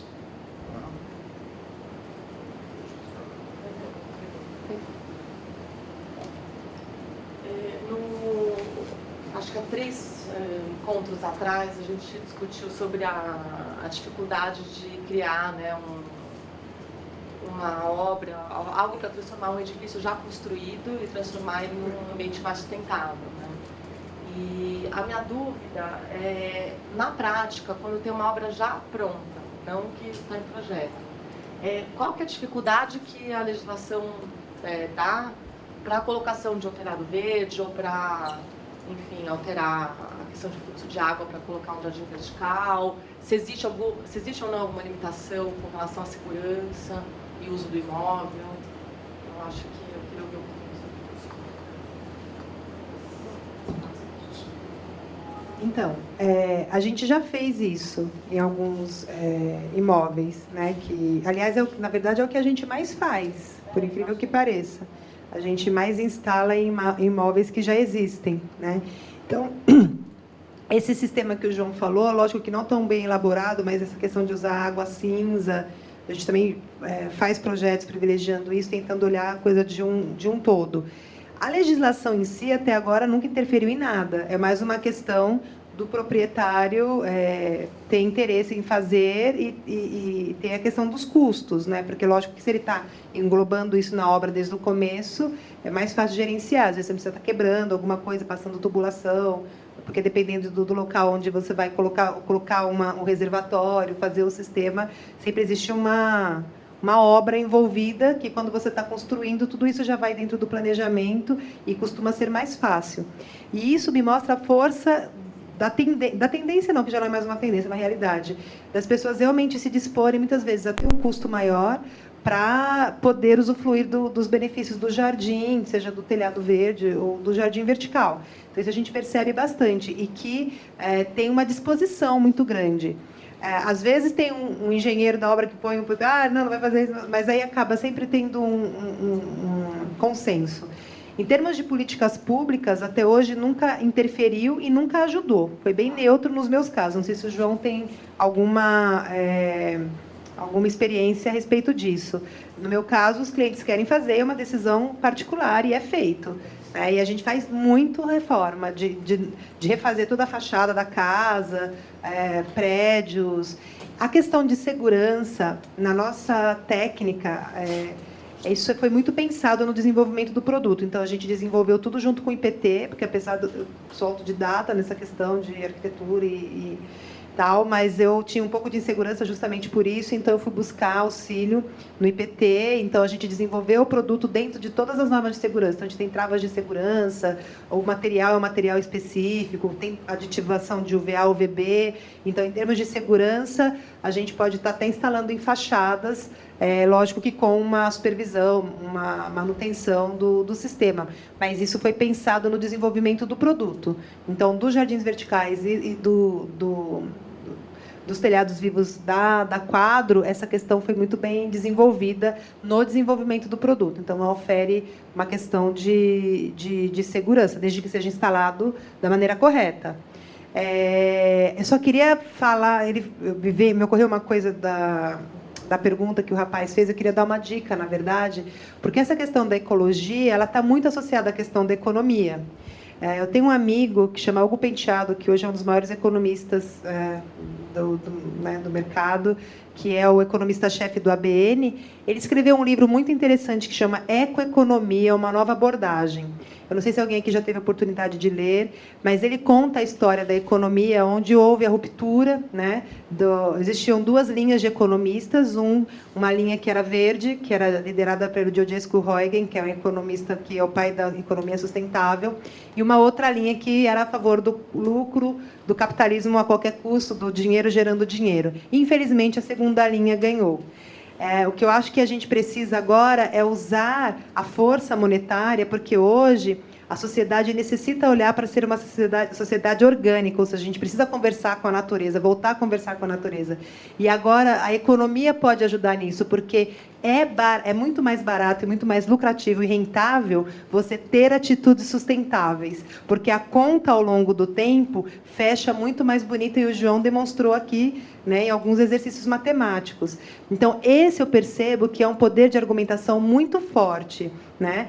quando a gente está numa discussão de custo, de viabilidade econômica, o quanto isso se paga ao longo do tempo, o que você colhe de benefícios e de imagem, né? O CA, por exemplo, é um case de marketing muito por conta do jardim, né? Vem gente do mundo inteiro para ver. Então, isso gera ganhos que a gente nem consegue mensurar. E eu acho que esse é o grande pulo do gato, né? Eu acho que a mina de votos é para atrair a atenção do poder público, e a questão de como isso se paga ao longo do tempo também, isso é muito importante. Então, acho que esse livro explica bem a questão que ele estava falando da gente usar o vidro, de usar um determinado material em detrimento de outro, o impacto que isso gera também ao retirar-se esse material da natureza, como escolher os materiais que a gente vai estar compondo. Tudo isso faz parte dessa educação que a gente precisa readquirir para a gente continuar sobrevivendo como espécie aqui nesse planeta, que é um planeta bio, né? E a gente faz parte dessa cadeia. Então não tem nenhuma normatização dizendo questão de peso? Tem. Nós iniciamos através também da associação, e lá mesmo nessa audiência lá que nós tivemos na Câmara de Vereadores, né? O professor Plínio Tomás deu início a uma normatização, né? Um trabalho de normatização da norma, né? Para esse tipo de mais telhados verdes, né? Mas que, por enquanto, acho que até já saiu a primeira etapa, né? Mas, vamos dizer, muita coisa não contemplada. Tudo isso que eu falei para vocês nem estava contemplado, na época o sistema ainda não estava em estudo, né? Não estava sendo aplicado. Então, terminou algumas coisas. E, muitas vezes as normas são restritivas, né? Mais restritivas. O que ocorre, né? Hoje nós temos que muito mais em determinadas coisas trilhar um caminho de desregulamentação, né? Para desmanchar o que está errado, feito errado. Vou dar um exemplo para vocês. Lá em Porto Alegre, até a questão de 3, 4 anos atrás, era proibido fazer captação de água de chuva. Tá? Isso, e muitos outros municípios têm isso aí. Isso é uma legislação que se criou em função de querer beneficiar o vendedor de águas, né? As companhias vendedoras, no caso aqui Sabesp, o Bademar, enfim, né? E aquilo ficou. Né? Quando, na verdade, quando sempre se faz no sistema de boa vontade, né? Porque tem uma rede, é óbvio que, né, tu vai tentar, né, que haja quanto mais de contribuição. Eles já têm um custo ali, né, de manutenção daquela rede que já é custo fixo, né? E quanto mais arrecadação tiver, então, a princípio, né, não haveria grandes interesses, vamos dizer, por conta da Sabesp, não sei se tem Sabesp, mas por princípio, por regra, né, por que se eles têm um monopólio de toda a situação, qual é o teu interesse que tu vai ter a ter faturamento a menos? Né? Então, isso é uma coisa que até foi apresentado e mesmo funcionários eles colocaram, digo, olha, é uma coisa que tem um antagonismo, né? De repente, isso aqui pode não interessar que a gente venha reduzir uma... Né? Agora, também é uma questão de responsabilidade. Se eles dizem assim, também eles teriam que garantir que no momento de falta de água, e que nós, na questão de climática, etc., nós estamos sujeitos, que lá pelas tantas, bom, agora vamos fazer o racionamento. Digo, não, agora não, tu vai bancar e colocar água que tu não fizesse. Então, claro que as coisas dentro de um estudo mais aprofundado vêm a caminho disso, né, de que algumas regras possam ser amainadas ou retiradas ou desregulamentadas, porque não, são ridículas, né, do ponto de vista da sustentabilidade, e é um trabalho que a gente faz, né, não só hoje lutar por regras de maior sustentabilidade, maior espaço para a vegetação, quero dizer assim, porque às vezes sustentabilidade entra, né, nossa, entra os telhados verdes, né, no princípio muito apoiados pelo próprio GBC, do sistema LEED, né, mas no final, nas entrelinhas, eu perdi muito orçamento para telhado branco, justamente por esse senão da irrigação.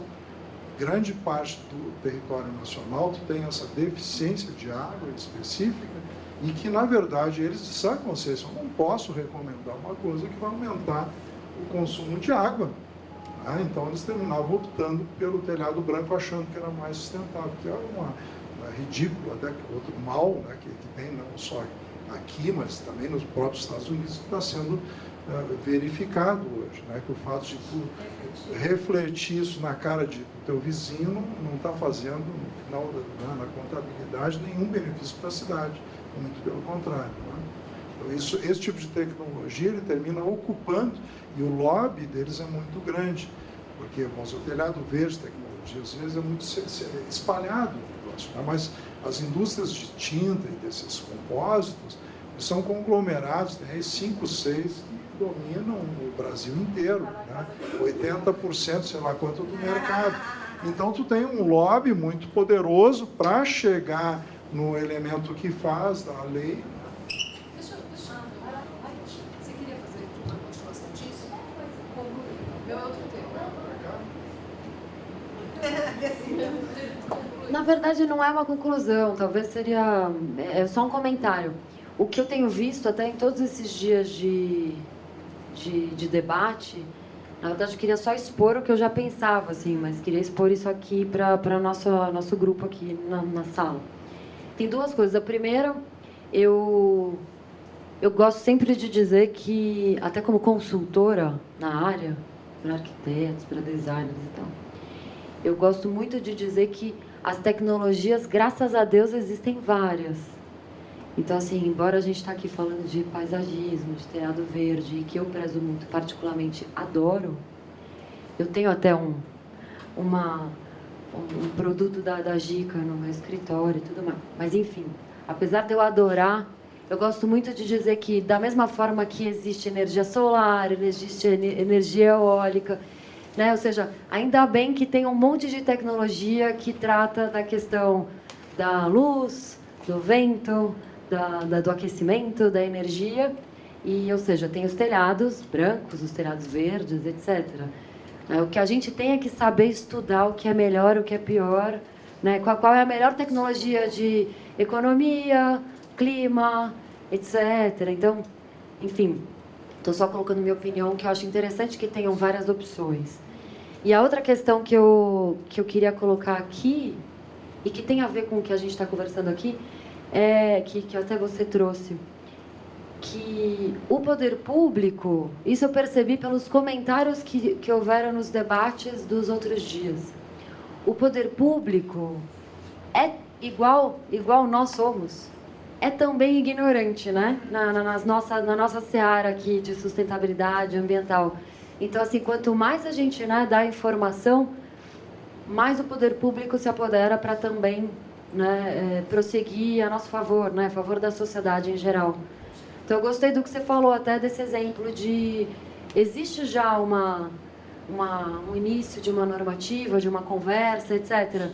O que a gente tem mesmo é que estar aqui conversando, participar, né, desses momentos, para a gente não desistir.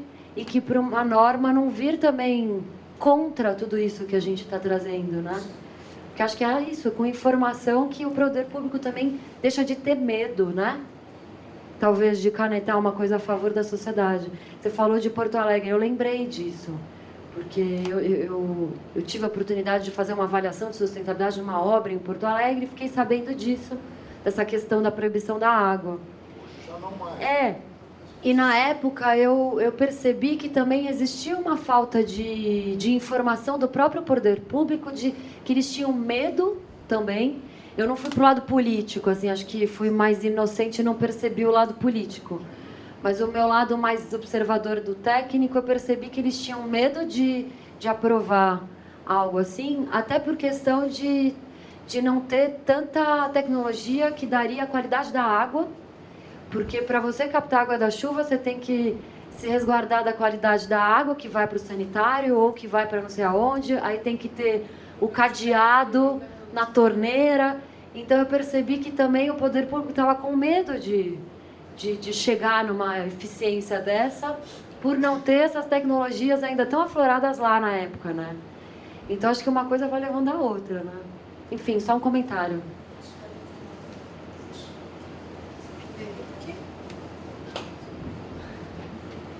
Boa noite. Com tanta provocação ao poder público, eu gostaria de falar um pouquinho, porque estou há 10 anos no poder público, e quando você fala que são iguais, são mais um pouquinho mais mal intencionados. Toda essa discussão, tem um canal natural de entrar para transformar a política pública, que são os comitês de bacia hidrográfica. Então eu, assim, como meu colega aqui do lado, estivemos dentro dessa seara por 10 anos.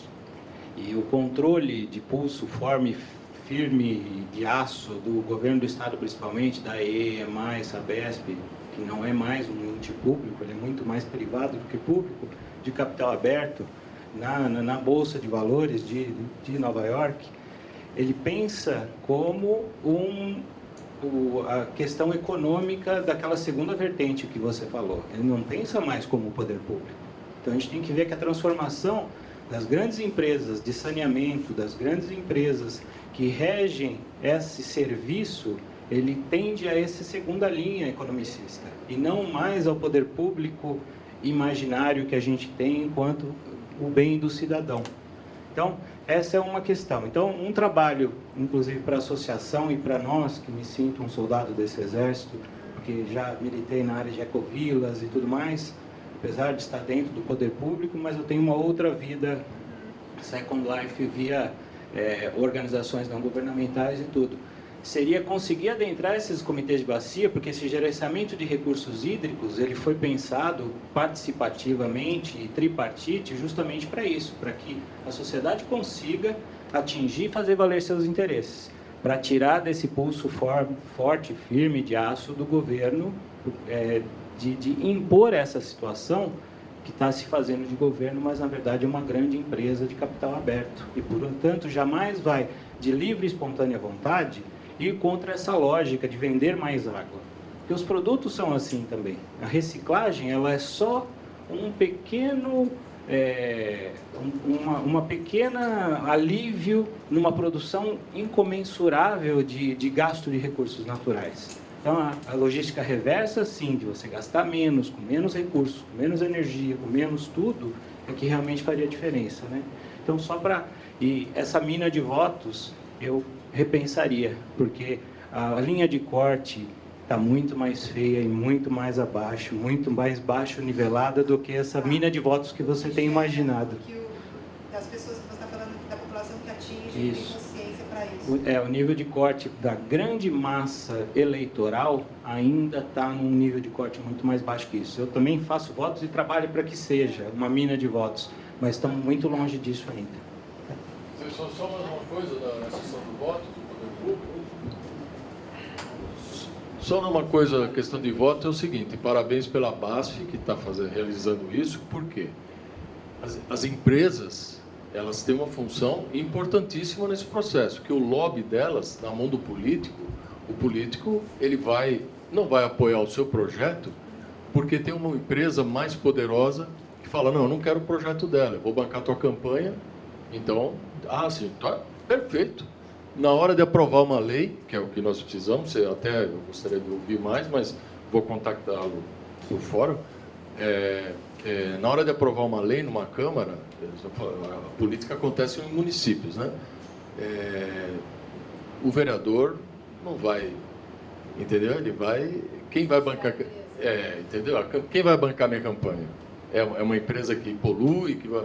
Não importa, eu vou atrás. O arquiteto, na hora de fazer um projeto com uma empresa de tabaco, ele não fuma, ele é contra, mas ele não vai fazer o projeto? São questões... Você entendeu? Mas são perguntas que são coisas que a gente...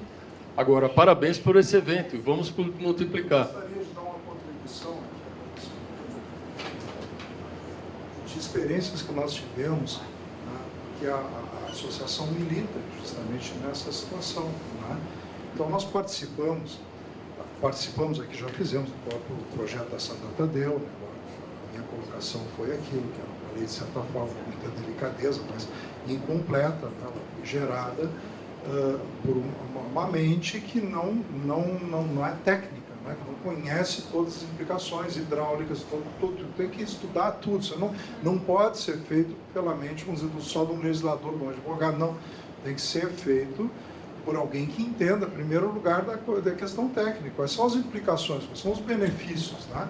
E aí depois, sim, colocar isso dentro da lei, a questão, né, da parte legal também é importante, porque se ela tiver alguma falha também não vai funcionar, né? Mas, enfim, nós tivemos uma experiência, né, para votar no plano diretor, uma das coisas mais eficientes que nós conseguimos fazer. Hoje, os telhados verdes, eles são reconhecidos, citados, né, dentro da questão da lei da permeabilidade, 20% de área permeável e vegetada, e onde tu consegue fazer uma substituição, né, da parte permeável no solo, pagando o dobro em cima do telhado, que essa é onde nos beneficiou na parte de telhado verde, foi o primeiro reconhecimento. Nós tivemos, né, por parte até dos CON, sabe, um antagonismo muito grande, o pessoal achou que não, isso ia complicar. Não vai complicar nada, né? Não vai encarecer nada, a coisa só vai transformar melhor. Mas aí nós fizemos um trabalho, a associação de vereador em vereador, eu conversei com todas as pessoas, né? E aí, claro, no final terminou sendo aprovado, e hoje eu acredito que a lei assim, mais utilizável, né? Porque ela entrou dentro do plano diretor, o arquiteto chega lá, ele já tem aquelas normas e ok. Então, sim, não é a Sabesp, a grande companhia, não. Nós, dentro de cada município, São Paulo tem a sua história, outros municípios pequenos na volta também, eles conseguem, né, fazer. E hoje nós trabalhamos nesse sentido com diversos municípios, no sentido de buscar o que é melhor para nós, município, porque o meu município aqui é turístico, né? Mas se nós criarmos esse tipo de coisa muito bem enunciado ali na apresentação, né, da beleza dessas plantas, dos prédios, né? Se nós criarmos uma lei para incentivar isso aí, né? Será que nós vamos plantando para o nosso futuro o turismo, a verba, o dinheiro que vem, né, da visitação daquela cidade turística, que ela ficou muito melhor depois de 5, 10 anos, né? Mas isso a gente ia no canetaço, na lei que a gente resolve. E lei de obrigatoriedade tem que ser, né? E outras de incentivo.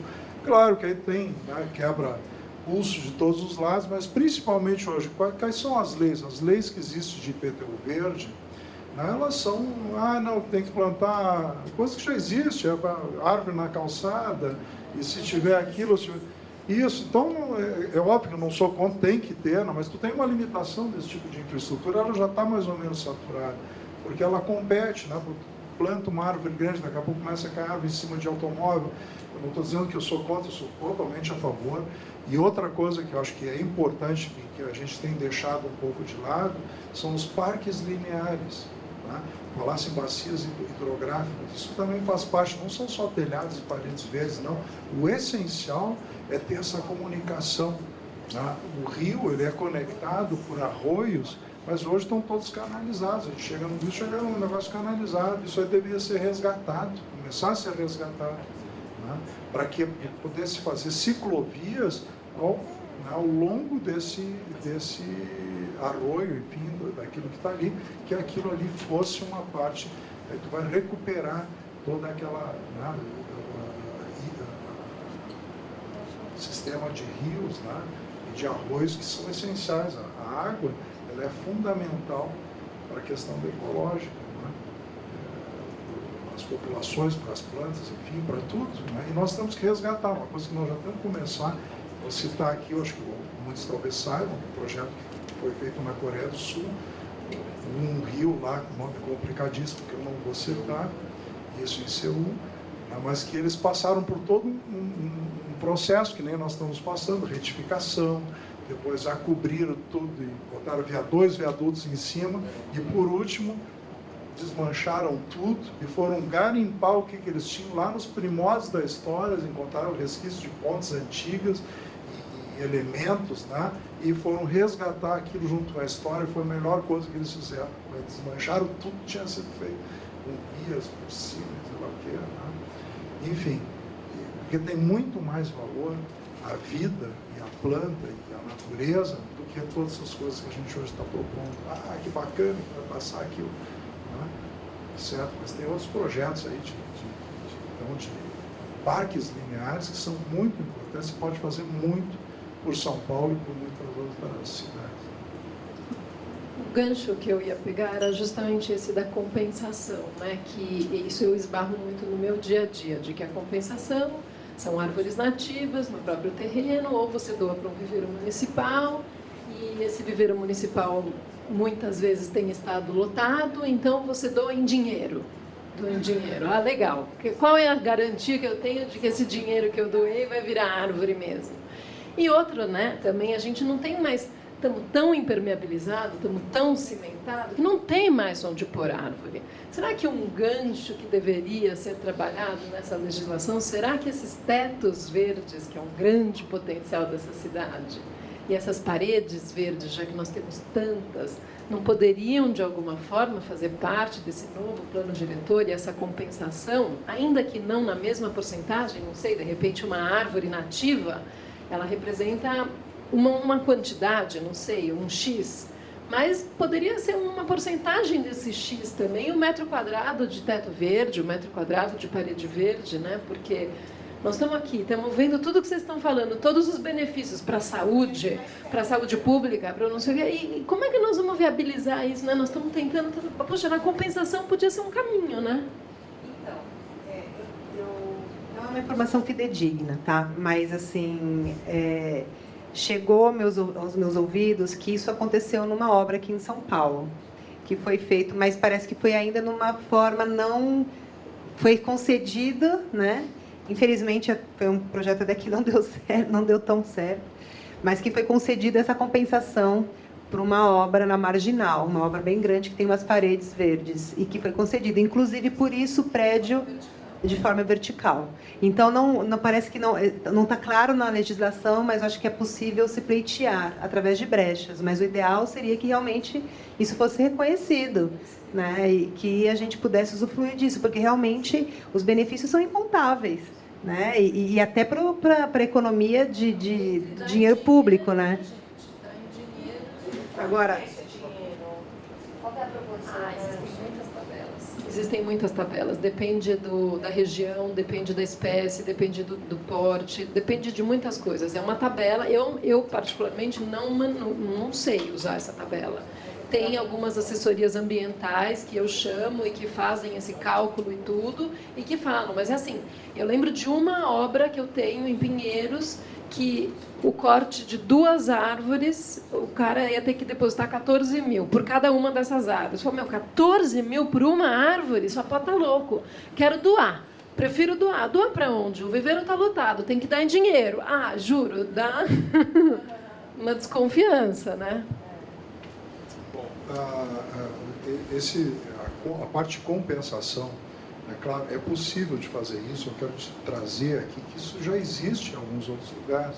Na Alemanha existe o Biotop Area Factor, né, que ele tenta dar pesos, né, para desde coisas como pavimento permeável, né, ele vai estabelecendo. Então, tu estabelece, vamos dizer, é a árvore ou a vegetação plantada no solo, e o resto tudo é uma fração disso aí. 0,7 pode valer o telhado verde, ou não, você pode discutir, vai valer 0,5. Em Porto Alegre ele vale 0,5. E isso foi em cima do que nós fizemos, é o índice de área ecológica efetiva, que nós criamos na associação e colocamos, né? De fato, o conceito ele é um pouco difícil, às vezes, de ser entendido pelo nível do político, da coisa ali, mas ele é muito, porque ele faz assim uma democratização dos sistemas. O que vale parede verde no meio disso aí? Né? O que vale o brise vegetal? O que vale o pavimento permeável? O que vale telhado verde? Aí tu estabelece mesmo uma tentação. Mas é melhor do que nada. Vamos supor, mesmo que tu possa ter um índice ecológico de 0,4 em cima, vamos dizer, para parede verde, 0,5 para telhado, enfim, colocar a diferença, um pouco mais, um pouco menos, né? O mesmo...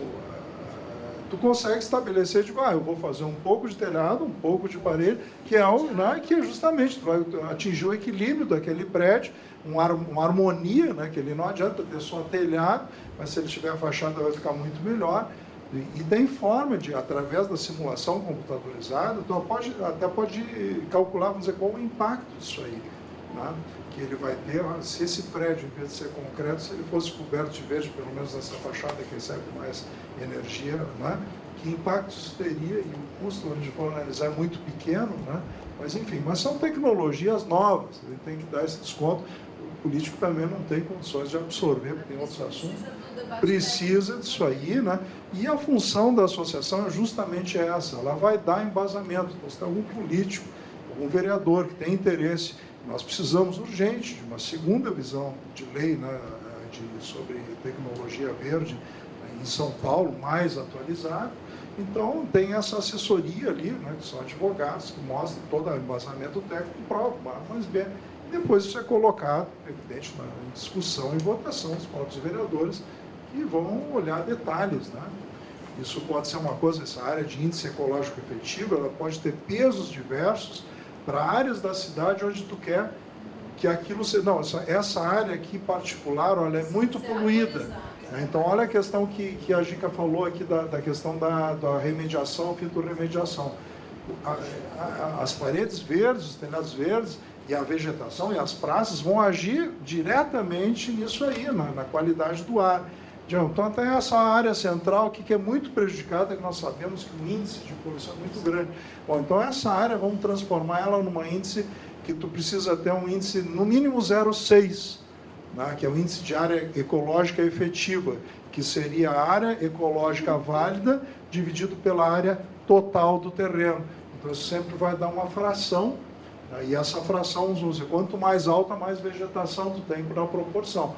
De, olha, para construir agora, que está consolidado, mas quer fazer uma reforma, um retrofit, bom, tu vai ter que considerar que tu vai ter que ter uma área de 60%, vamos dizer, de área vegetada ou área vegetada equivalente. Por isso que eu digo, 60% de área vegetada, o cara diz, não, só vou construir em 40% terreno aqui no centro, que é isso, né? Não é isso, é que tu consegue, através da vegetação das fachadas, dos telhados e de outras coisas, compensar e chegar num índice equivalente a 60% de área vegetada. E é isso que é... Mas o negócio ficou meio profundo, eu já dei diversas palestras falando disso, não digo aqui, porque o pessoal aqui é mais especializado, mas no final o pessoal acha que isso fica longe, né? Eles querem uma continha mesmo, não, é obrigado a fazer telhado.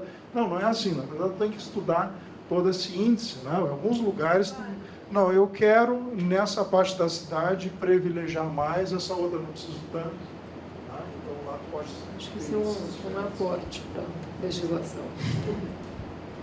Mais alguém? Eu quero colocar você aqui que nós temos, a associação faz esse serviço gratuitamente. Nós colocamos. Você falou da multa, né, da árvore. São Paulo tem essa multa, de fato. Aliás, parabéns, né? Uma árvore de R$10.000. Não sei, já foi para 14? Até o ano passado era 10 mil, uma árvore, né? Mas aí você pode entrar com o termo de ajustamento de conduta, essa cai pela metade, né? E aí você era entregar árvores. Vale lembrar que em São Paulo, ou em qualquer lugar que você tem um plantio, o planejamento de arborização urbana, você planta 100 árvores e você vai ficar só com 30, porque as outras 70 a população vai quebrar, alguém vai destruir, ou não vai pegar, vai morrer, ninguém regou alguma coisa, plantou na época errada. São 70% perda. Aí chega até 80% às vezes, né?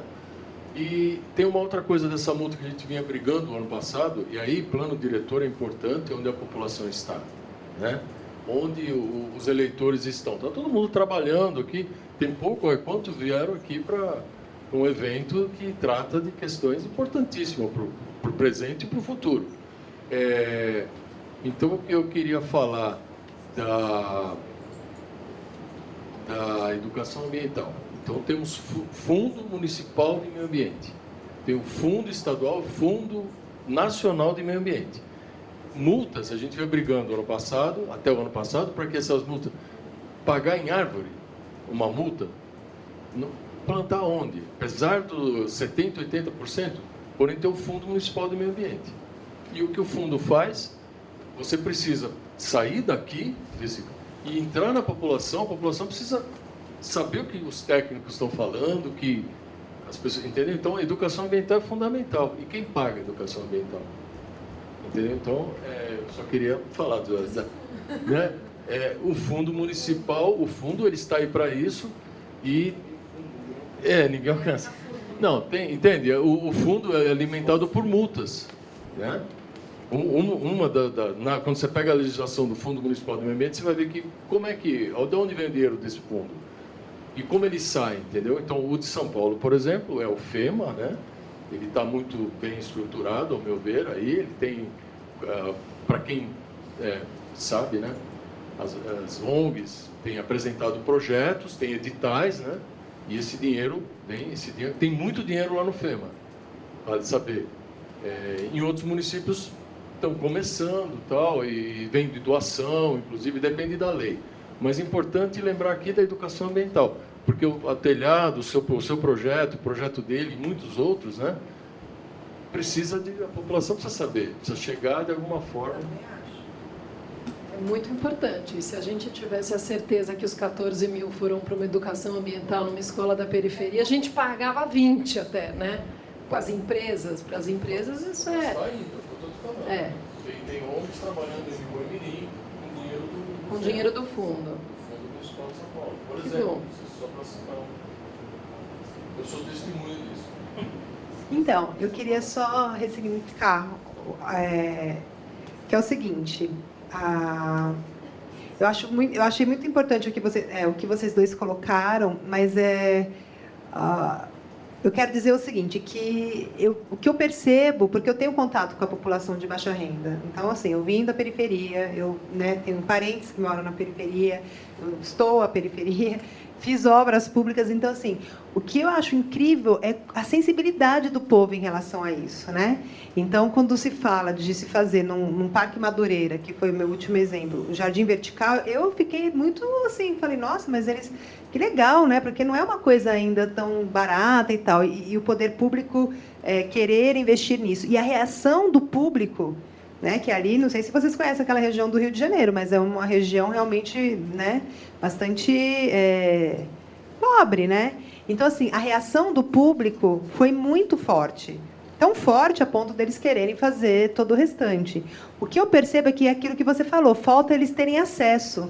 Porque na hora que eles percebem, né, e eu acho que essa questão do meio ambiente, há 15 anos atrás, quando eu já estava militando nessa questão, mesmo de dentro do mercado financeiro, que é de onde eu venho, então eu conheço a extrema pobreza e a extrema riqueza, vi as coisas como funcionam dos dois lados, e muito também interagindo, né, com o poder público, porque o dinheiro também circula dentro do mercado financeiro.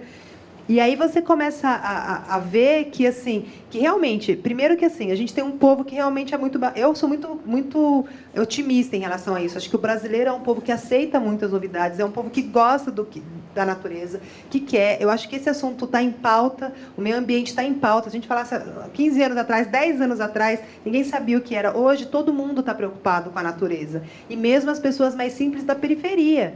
Né? Então, assim, eu vejo uma grande luz no fim do túnel, sim.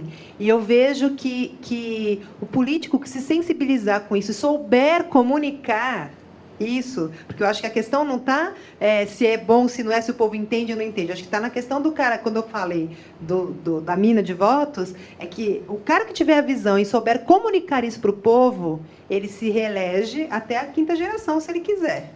Porque é uma forma, porque é o problema que todo mundo se entende dentro da natureza, né? Todo mundo, quando eu falo para vocês que a gente faz fachadas e tal, e que nunca ninguém está com um jardim vertical, nunca ninguém está com uma fachada, eu acho isso uma coisa assim, existe um respeito a essa divindade, sim, que está na nossa memória ancestral, a nossa conexão com a natureza. Eu acho que se isso for minimamente incentivado, vai encontrar uma demanda latente gigantesca.